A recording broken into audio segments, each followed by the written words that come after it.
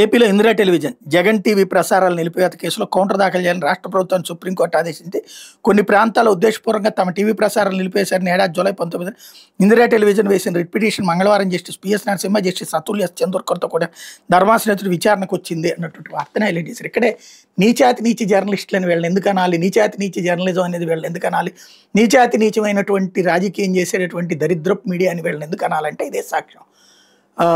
ఇప్పుడు వీళ్ళది ఏబిఎన్ ఆంధ్రజ్యోతి అనేది వాళ్ళ బ్రాండ్ పేరు, అదే కదా ప్రజలకు అర్థమయ్యేది. అలేఖ్యానో ఏదో సంథింగ్ ఒక పేరు ఉంటుంది వాళ్ళకి, బ్రాడ్కాస్టింగ్ కార్పొరేషన్ అంటే సంస్థ రిజిస్టర్డ్ ఆ పేరుతో ఉంటుంది. ఆ పేరుతో రాస్తారు వీళ్ళు, ఏబిఎన్ అనే చెప్పుకుంటారు కదా, ఏబిఎన్ ఆంధ్రజ్యోతి అనే చెప్పుకుంటారు కదా.